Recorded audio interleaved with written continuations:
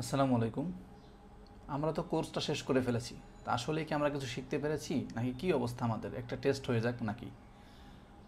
তো আপনাদের জন্য আমরা একটা অ্যাসাইনমেন্ট ক্রিয়েট করেছি, যে অ্যাসাইনমেন্টের মাধ্যমে আপনি যা শিখেছেন এবং এর কিছু অ্যাডভান্স জিনিস যেটা ভিডিও থেকে দেখানো হয় নাই, খুবই সামান্য সামান্য কিছু জিনিস অ্যাড করা হয়েছে, যেটার মাধ্যমে আপনি আপনার লার্নিংটাকে একটু সুন্দর করতে পারবেন একটা অ্যাসাইনমেন্ট করার মাধ্যমে।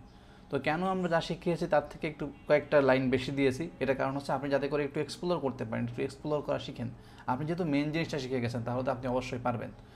তাহলে চলেন আমরা দেখে ফেলি যে আমাদের অ্যাসাইনমেন্টে কী কী আছে এবং আমাদের কী করতে হবে আর কি। তো এটার জন্য আমি রিপোজিটরি লিঙ্কটা দিয়ে দিব। ওইখানে যাওয়ার পরে আপনি এরকম একটা রিডবি ফাইল দেখবেন। এইখানে বলা আছে আপনাকে একটা স্টুডেন্ট ম্যানেজমেন্ট সিস্টেম বানাইতে হবে, যেখানে ইনস্ট্রাকশন দেওয়া আছে। তো ক্রিয়েট ডাটাবেস, এক ডাটাবেস তৈরি করতে হবে, যেটার নাম হবে স্টুডেন্ট ম্যানেজমেন্ট। আপনারা একদম নতুন এবং হচ্ছে যে একটা ফ্রেশ ডাটাবেস নিয়ে নেবেন, যেটার নাম হবে স্টুডেন্ট ম্যানেজমেন্ট।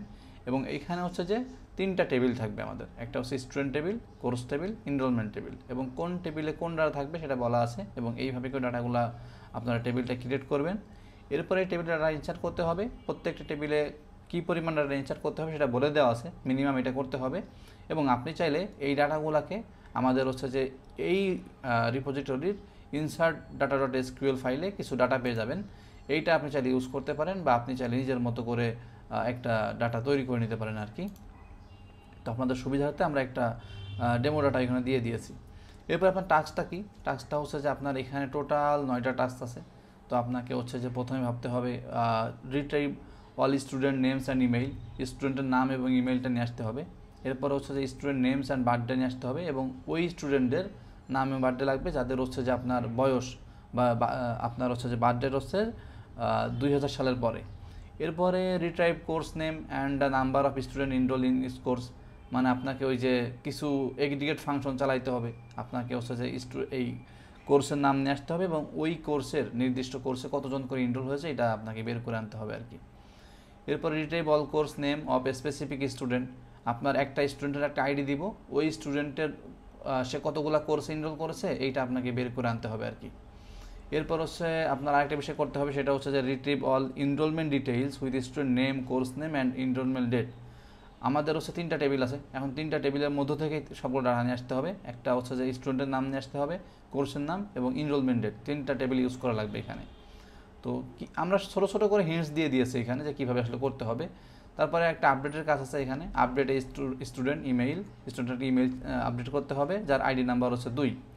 আচ্ছা, delete a student, delete A course and insure associate student are also deleted, মানে হচ্ছে যে এখানে ক্যাসকেড ইউজ করতে হবে। ক্যাসকেডটা আমরা দেখাই নাই, এটা হচ্ছে সিস্টেমটা আমি বলে দিই। সেটা হচ্ছে যে আপনাকে টেবিল ক্রিয়েশনের সময় একটা ক্যাসকেড দিয়ে দিতে হবে, যে আপনি যখন কোর্স ডিলিট করবেন বা স্টুডেন্ট ডিলিট করবেন তখন হচ্ছে তার এনরোলমেন্টটা হচ্ছে যে ডিলিট হয়ে যাবে, ঠিক আছে? ওইটা করতে হবে। তো এইটা নিয়ে একটু লেখাপড়া করেন, পেরে যাবেন। না হলে তো আমরা অবশ্যই হচ্ছে আপনাদেরকে দেখিয়ে দিব, সমস্যা নাই। এরপর 8 নম্বরে কি আসছে? 8 নম্বরে জয়েন স্টুডেন্ট অ্যান্ড এনরোলমেন্ট, মানে দুইটা টেবিলকে জয়েন করতে হবে। Table to show which student enrol in which course, মানে আপনার আমাদের তো এনরোলমেন্ট কোর্সে কী থাকছে দেখেন, এনরোলমেন্ট কোর্সে হচ্ছে যে শুধু student ID, course ID, enrolment date থাকছে। এখানে তো কারোর নাম নেই।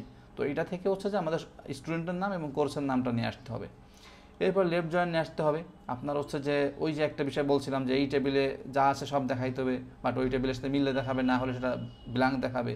ওইটা ইজ নাল নামে একটা ব্যাপার ছিল আর কি, বলে দিলাম।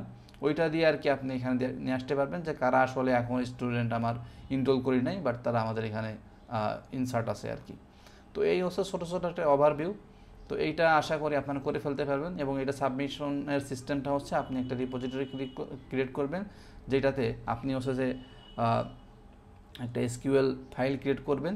ফাইল ক্রিয়েট করে ওইটা আপনি পাবলিক করে ওই রিপোজিটরিটা আমাদের এই ভিডিওর কমেন্টে আপনি হচ্ছে যে কমেন্ট করে দিবেন।